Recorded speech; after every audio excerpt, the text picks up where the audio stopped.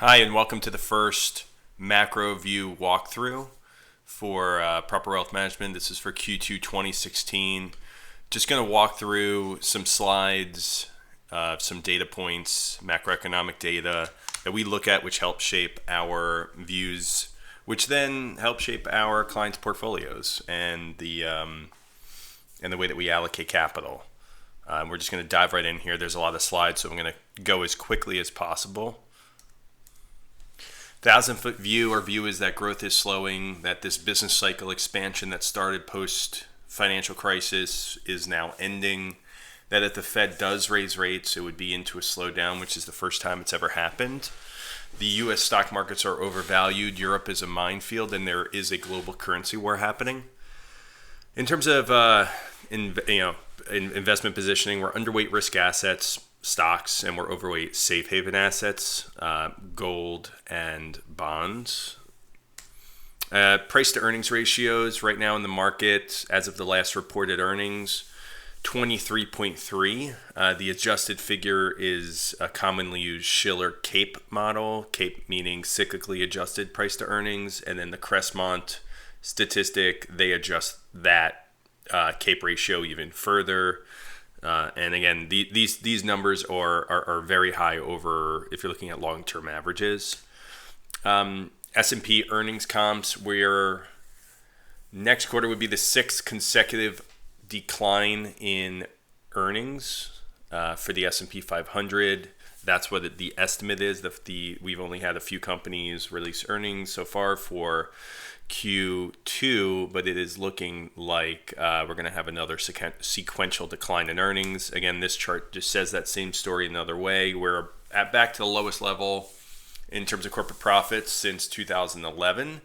And if you look at this right here, what it shows is that, once you have 8-quarter percentage declines and you go past this, past the zero mark and you start going negative, you've always had a recession. And we are there right now. In terms of price to earnings ratios, again, each quarter companies release their price to earnings ratios. They release their actual earnings and then their adjusted earnings per share. The orange line is the adjusted earnings per share. And you can see it really hasn't been growing. The chart looks very similar to the S&P 500. And the PE ratio on the adjusted still is in the 19 range. The blue line is the actual earnings before the extraordinary items, which is showing, again, almost 24. And you'll notice a trend every single quarter. Companies seem to have extraordinary items that they're pulling out, even though they're not extraordinary if they continue to happen. But if they want to show earnings beats, that's one way to do it. Starting PE ratios and then the 10-year annualized returns thereafter. Quite simple. If you want to have high returns over 10 years, statistics say you need to start from a low price to earnings ratio, or not necessarily statistics, but statistics and history. So 1989 started at around 14. The next 10 years, you annualize at close to 15%. If you started the millennium 2000, you had a starting PE ratio of 20, almost 21. The next 10 years weren't very good. Same thing for 2001. 2002, you're starting the bottom in the market post the internet boom and the bubble bursting. 2003 again, you're not quite at a very low PE, but your next 10 years were much better because you weren't starting at 23 and a half. Again, right now we're at about really close to 24. So when you're entering the market is going to be effectively determine the next 10-year return. Again, this is saying the same thing in a different way. It just isn't looking at the millennium. It's just looking at all starting PEs, average real returns, worst, bests, and the standard deviation of those returns.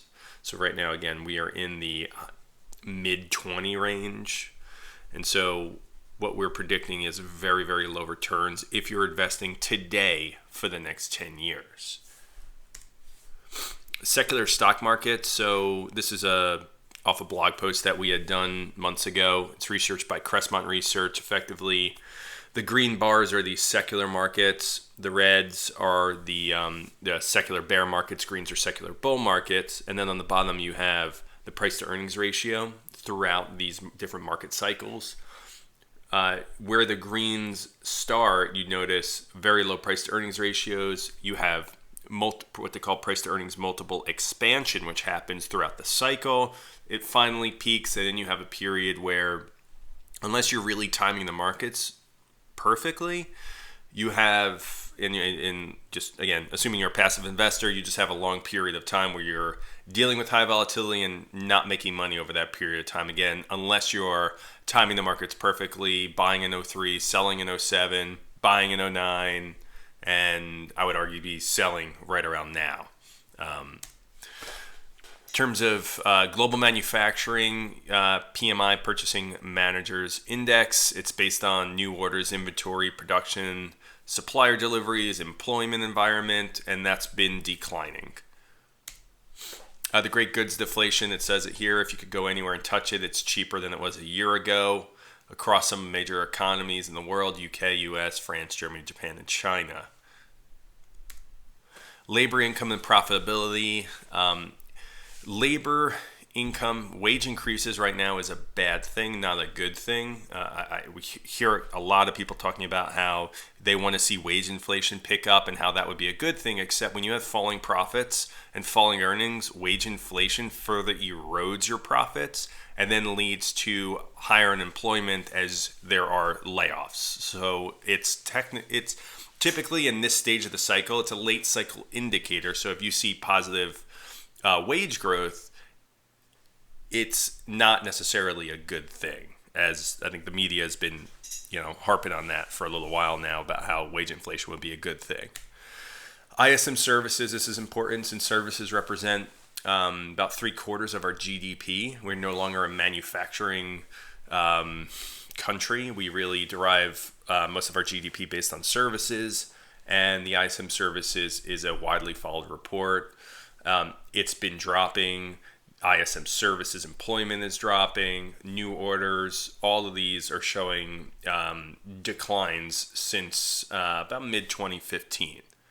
And below 50 is contraction, above 50 is expansion, and we're getting close to contraction in the broad-based services, the black line, the indicator. ISM manufacturing, again, we're no longer a manufacturing hub, so you see instances where we're in a contraction mode of manufacturing, but we don't have a recession, which is indicated by those vertical gray columns. Again, it's not just when you look at this one indicator, it's when you look at all of these in conjunction together, and you look at PMI, you look at the labor income, you look at ISM services, you'll look at industrial production. There are a lot of people arguing we are in an industrial recession. And again, below this, this sequential decline, we're now below zero, minus 1.07% as of the last reading. And this usually indicates that a recession is going to follow. Durable goods. These are goods not for immediate consumption: appliances, cars, boats. Again, when durable goods orders are falling, consumption is falling. Again, GDP, all those things falling, not a very good sign for the economy. Again, line all these up with, put these charts on top of each other, and they don't paint a pretty picture. Capital goods orders. These are used in producing other goods, not necessarily bought by a consumer. And again, we are breaking below zero in terms of rate of change year over year numbers, usually indicative of recessions.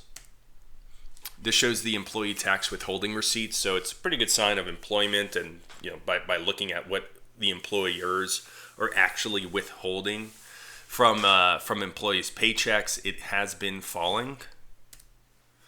Change in labor market conditions. This is an index created by the Fed. It's widely followed by the Fed.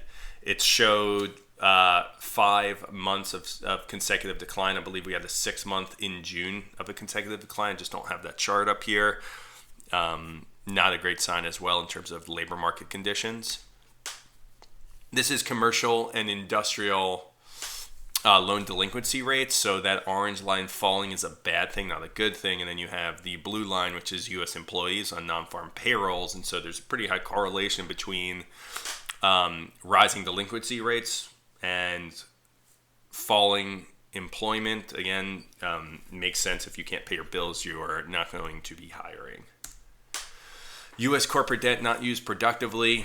I have another chart on this as well, which is interesting. It just shows that most of the debt that was issued was not used for capital expenditures. It was used for, buybacks, acquisitions, financial operations effectively. So not necessarily a productive use of capital. Length of economic expansions and recessions. We are in the fourth longest economic expansion ever following a recession. But if you look on the right side, that kind of lowly blue line over here, this is the cumulative expansion. So we are the weakest expansion ever, even though it's the fourth longest in history. So kind of a weak expansionary period. This chart just shows central bank assets across the major economies that are involved in quantitative easing. We are leading the race along with the Bank of England. Non-financial debt as percent of GDP. This is really important. This effectively shows that, right here, $1.7 debt per dollar of GDP. What that really means is it took $1.70 of debt to generate $1 of GDP. But as you issue debt and use it unproductively, the amount of money you need to generate, the amount of debt you need to generate $1 of GDP starts to go up. And so in 2015, it took $3.50 of debt to generate $1 of GDP. It's an unsustainable level. We issued 1.9 trillion of debt only for $0.5 trillion of GDP. The rubber band is stretching, and I don't know how much further it could go before it's going to snap. Business debt as a percentage of GDP. Again, going back to the other chart where we showed percent of debt that was issued was used unproductively. 2015, 800 billion or so of debt issued. 93 billion was used for investments, inventory, plant, and equipment. 500 billion was used to offset negative cash flows, acquisitions, stock buybacks. Again, you could argue this was a highly unproductive use of debt. China. This just shows their real GDP, and it shows how it's declining. But China issued $1 trillion in the first quarter of new debt, and they got $100 billion of GDP benefit for that, which is unbelievable. Chinese total debt as a share of GDP has been on a meteoric rise. If you look at total private and public debt as a percent of GDP, China, the data is harder to come by, so it's a smoother line here. And once you cross this threshold of 250 to 275, bad things happen, as Lacey Hunt would say, who is the founder of Hoisington, who created this. And so you see this has a very, very sharp rise up to match where we are basically in terms of total debt to GDP. And all these countries, I believe, make up about 80% of global GDP. So effectively, this is what is really going to drive, the world in terms of global economies. The velocity of money, the range at basically the turnover of money in the economy. It's at its lowest level since 1950. It's been falling since 97. You want to have rising velocity of money if you want to look for higher growth and inflation, and we've just been falling. And while this chart doesn't look good, if you look at Europe, they're below 1, and China's below 0.5 in terms of velocity of money. Long-term government bond yields with historic panic. So, if you look at the U.S., whether it's 2008, 1873, or 1929, it tends to take about 20 years for us to recover. So we are about 9 or so years into this latest crisis, although we've embarked on this unbelievable amount of quantitative easing, very similar to what Japan started doing, and they are yet to break out of this cycle. You could argue that doing nothing would have been a better course. 1873, we did nothing because we had nothing. There was no Fed. That panic was able to work itself out, and we balanced our budget every single year. So again, I think you could argue that doing nothing is probably more productive than doing all the financial manipulation that's been happening across the world. And when everybody does it, it tends not to work, and everyone's doing it because no one can afford to give up growth. Everybody needs growth. We're over indebted globally. The race to the bottom in bond yields. This is a matrix which is already heavily outdated. I remember I was looking at this a few weeks ago. Japan's 30-year bond yield was 0.09%. Switzerland, their whole yield curve going out to 50 years is negative. I think it's surprising to me when I talk to folks here in the U.S. that can't imagine the 10-year Treasury below 1%. And you look across the globe and you wonder, why is it hard to believe that we can have a negative, not necessarily a negative yield curve, but one that is substantially lower than it is today? When you're a foreign fixed income manager, you're just you're Europe, you're Mario Draghi, or you're Japan. You're saying, well, if we believe that the U.S. is in better shape and the dollar will appreciate, we can buy their bonds, earn a positive yield, and make money on the currency.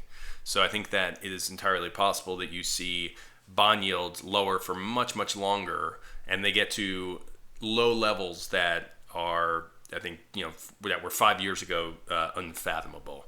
Well, that's it for our walkthrough for this quarter. If you have any questions, please contact us directly, and look forward to the next quarterly release. Thank you.